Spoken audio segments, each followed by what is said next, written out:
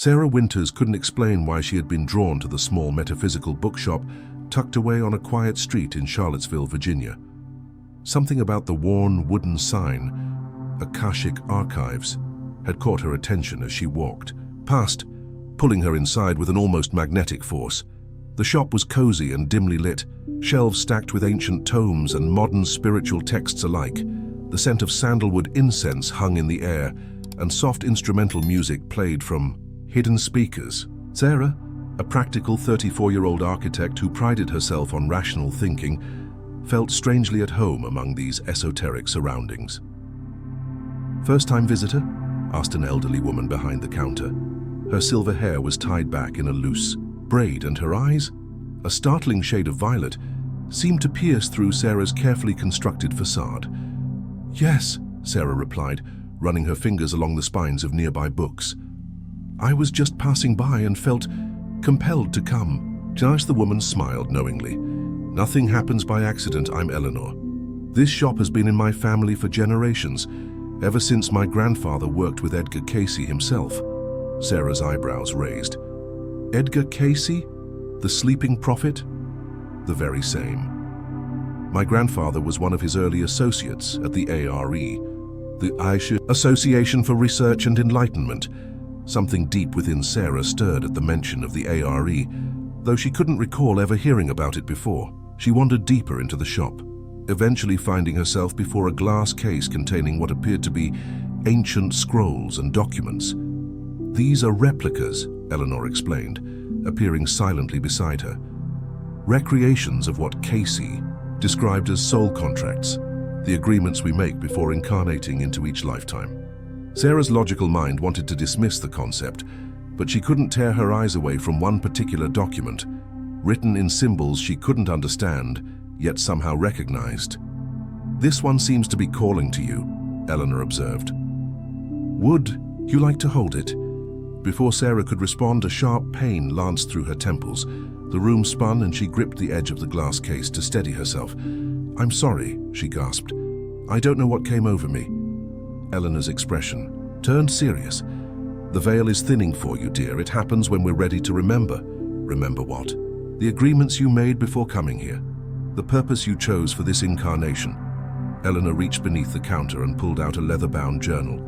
"Cayce always said that dreams are the window to our past lives and soul contracts.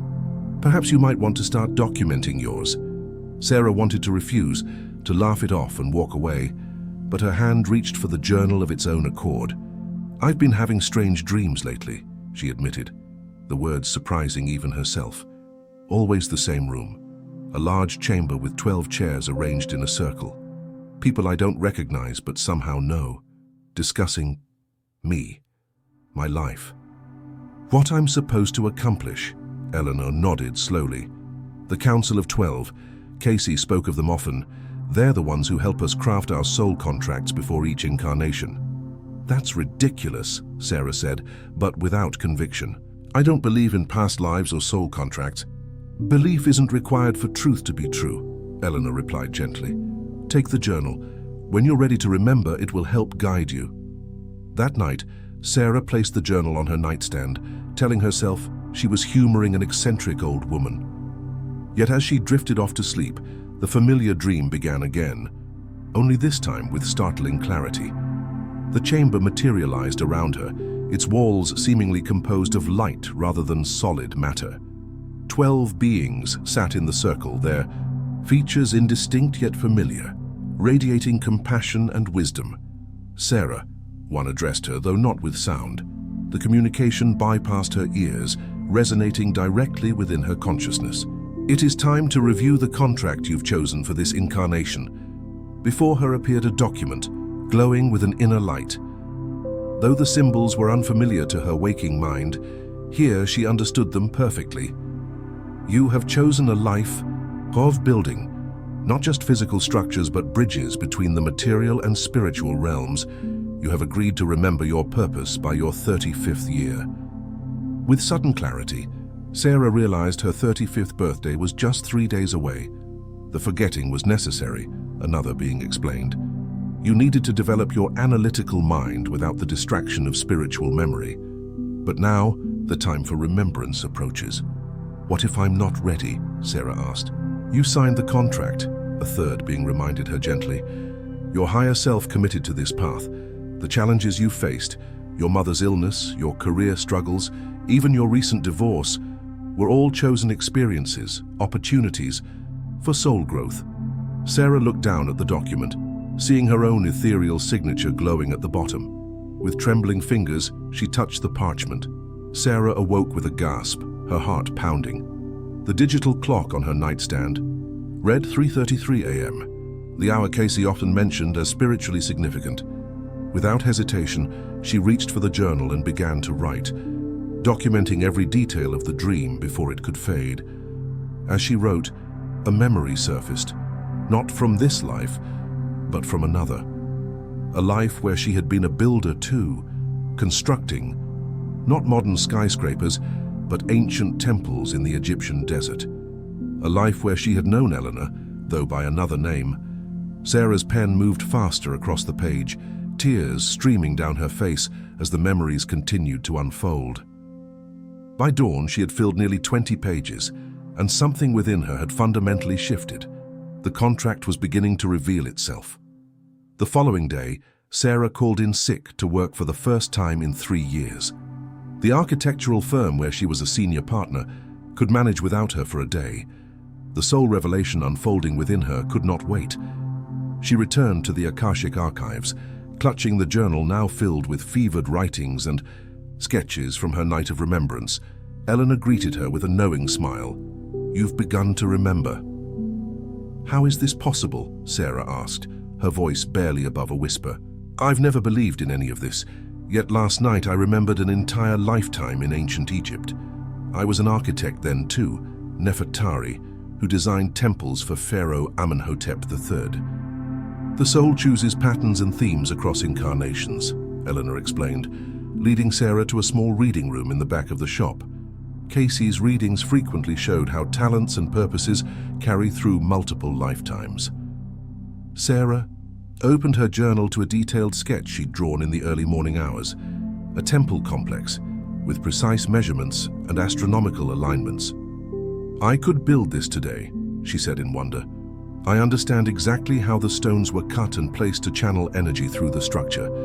How is that possible if I didn't actually live that life?" Eleanor poured 2 cups of herbal tea.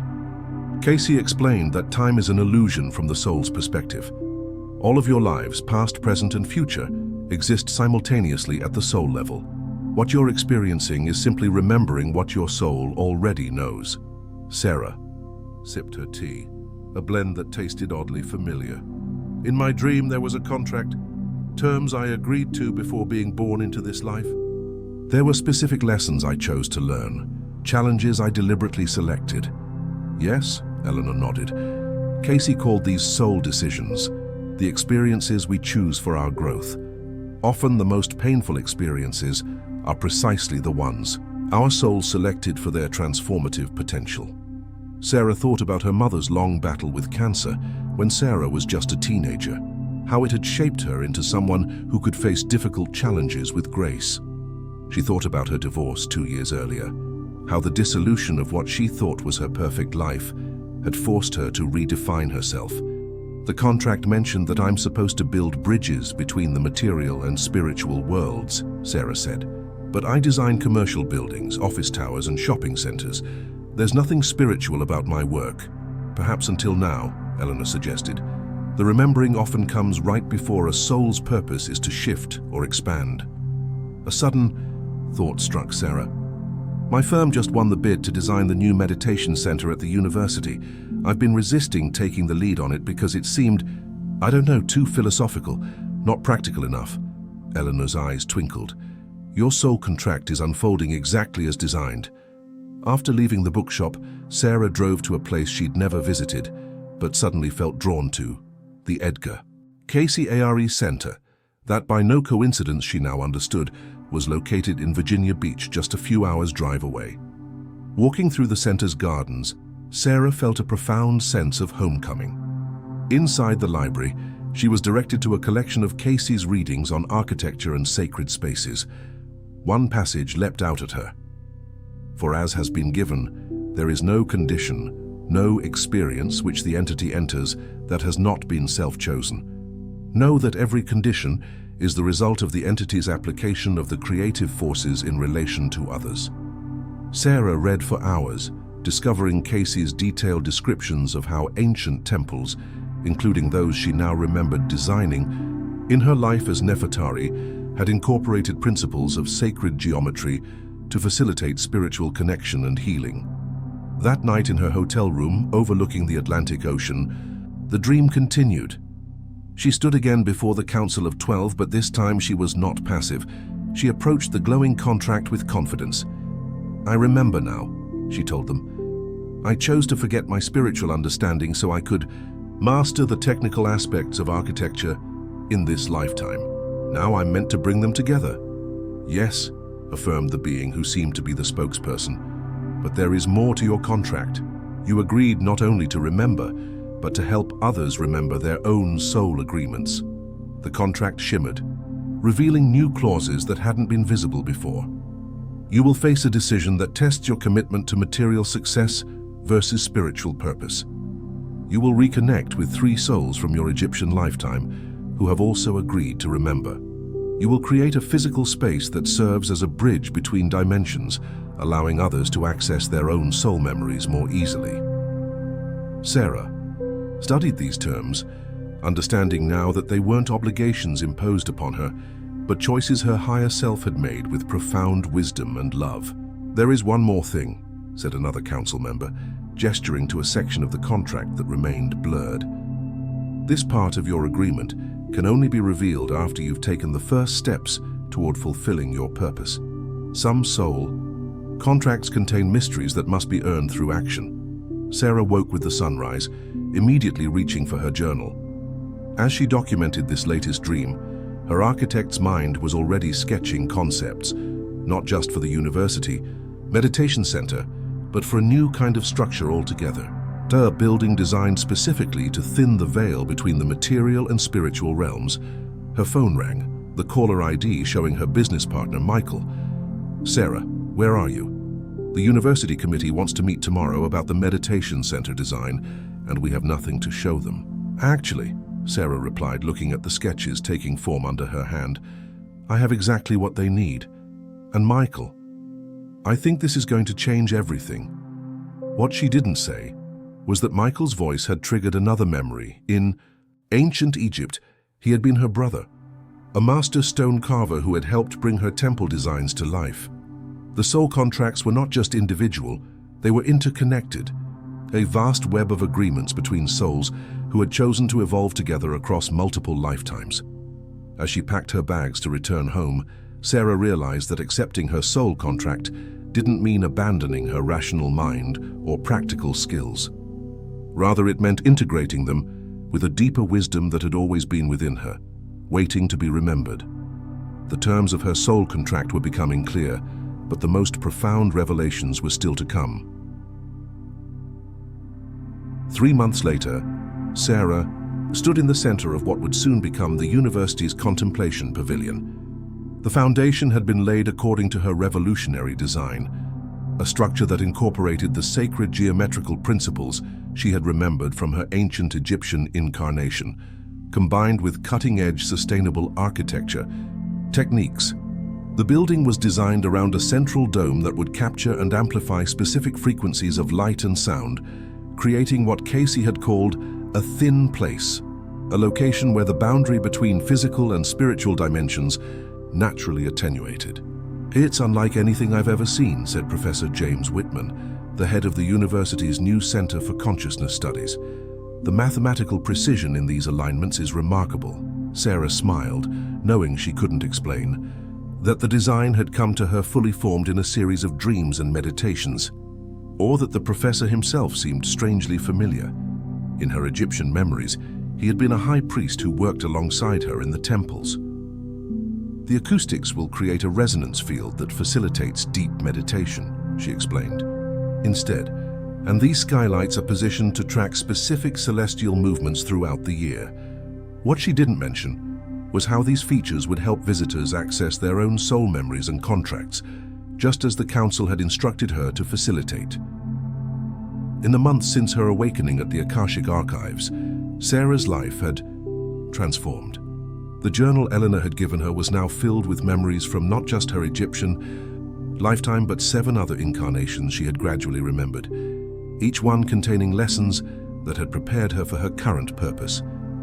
She had also, as her contract foretold, reconnected with 3 souls from her Egyptian lifetime: Michael, her business partner, Professor Whitman, and most surprisingly, her ex-husband Thomas, who had unexpectedly reached out after reading about her innovative design for the Contemplation Pavilion. Their reunion had been healing rather than romantic, a resolution of karmic patterns that had played out between them across multiple lifetimes. In Egypt, he had been a rival architect whose jealousy had led to her designs being attributed to him after her death. In this lifetime, their divorce had freed her to pursue her true calling, while giving him the opportunity to make amends by publicly championing her work. "The final beam will be placed tomorrow," the construction foreman informed her. "We're still on schedule for completion by the winter solstice." The timing was deliberate. Sarah had calculated that on December 21st, the dome would capture the precise angle of sunlight needed to activate the building's full potential as a spiritual catalyst. That evening, as Sarah meditated in her home studio surrounded by models and drawings of her various projects, the previously hidden section of her soul contract finally revealed itself in her inner vision. When you have created the bridge between worlds through sacred architecture, you will be offered the choice to remember everything, all incarnations, all soul lessons, all moments between lives. This complete remembrance comes with both great wisdom and great responsibility. Sarah's meditation deepened, and she found herself once again before the Council of 12. "You have fulfilled much of your contract," the spokesperson acknowledged. "The structure you are building will indeed help many souls remember their own agreements and purposes, but now you must decide whether to accept the final clause, full remembrance while still in physical form." "What does that mean?" Sarah asked. "Few souls choose this path," another council member explained. "To remember all is to carry the weight of many lifetimes consciously. You would remember not only your triumphs but your failures, not only the times you loved but the times you caused pain. You would know yourself completely." Sarah considered this carefully. "And if I choose not to remember everything, then you will continue on your path with the partial remembrance you have now, enough to fulfill your purpose, but with the mercy of partial forgetting." Sarah thought about how challenging it had been to integrate just the 8 lifetimes she'd remembered so far. Could she handle the weight of complete soul memory? As if reading her thoughts, a council member added, "The choice itself is part of your growth. There is no right or wrong decision, only different paths of experience for your soul." Sarah closed her eyes within the meditation, searching her heart. Finally, she looked up at the council. "I choose to remember," she said firmly. "Not all at once, but gradually, as I can integrate each lesson. I believe that's why I designed the Contemplation Pavilion as I did. It's not just for others, but for me as well. A place where remembrance can unfold in perfect timing." The council members nodded in unison, and the contract glowed brightly before dissolving into particles of light that entered Sarah's consciousness. "So be it," said the spokesperson. "Your contract now enters its final phase. Remember that what you have designed in the physical world reflects the true architecture of the soul. Spaces where transformation can occur naturally, without force." When Sarah opened her eyes, her studio was bathed in moonlight. On her drafting table lay a design she didn't remember creating. Plans for a network of buildings around the world, each designed to help humanity remember its collective soul contracts during this pivotal time in Earth's evolution. The winter solstice dedication of the Contemplation Pavilion drew an unexpected crowd. What had been planned as a small university ceremony had somehow attracted attendees from across the country, many of whom reported feeling mysteriously drawn to attend. As Sarah cut the ribbon and the first visitors entered the completed structure, something extraordinary happened. The carefully calculated acoustics and light patterns created exactly the effect she had designed, but with an intensity that exceeded even her expectations. People began to share spontaneous memories and insights. A young student described detailed memories of being a medieval monk, copying manuscripts. An elderly professor broke into tears as she remembered a promise made between lives to advance human understanding of consciousness. Eleanor from the Akashic Archives approached Sarah with a warm embrace. "You've done it," she whispered. "You've created a physical manifestation of the Akashic Records, a place where people can access their own soul contracts." Sarah nodded, watching as Michael and Professor Whitman led groups in discussions about their experiences. Even Thomas was there, documenting the event for a major architectural journal. "I understand now why we forget when we incarnate," Sarah said quietly to Eleanor. "If we remembered everything at once, all our contracts, all our past experiences, we'd be overwhelmed. The forgetting is a gift that allows us to focus on this lifetime's lessons." "Yes," Eleanor agreed. "And the remembering when it comes at the right time is equally a gift." Edgar Cayce understood this perhaps better than anyone in modern times. As the sun reached its perfect alignment with the dome, sending a shaft of golden light through the central oculus, Sarah felt the final integration of her soul contract. Knowledge from countless lifetimes began to flow into her consciousness, not as a flood, but as a gentle stream she could access when needed. She understood now that soul contracts weren't restrictive documents binding us to predetermined fates, but rather loving agreements our higher selves made to ensure our growth and evolution. The challenges we faced, the people we met, the talents we developed, all were chosen with purpose. Most importantly, she recognized that remembering her own contract was just the beginning. Her true purpose, the architecture she was meant to create, was designing spaces that helped others remember theirs. As visitors continued to experience revelations within the pavilion, Sarah quietly slipped away to her studio. There were more buildings to design, more bridges to build between worlds. The hidden contract she had signed before incarnating was no longer hidden, and fulfilling its terms would be her life's work. In her journal that night, she wrote words that seemed to come from both her current self and her soul's timeless wisdom. "We sign our soul contracts not with resignation, but with celebration, choosing exactly the experiences we need for growth. The forgetting allows us to experience life's challenges genuinely. The remembering allows us to recognize their purpose.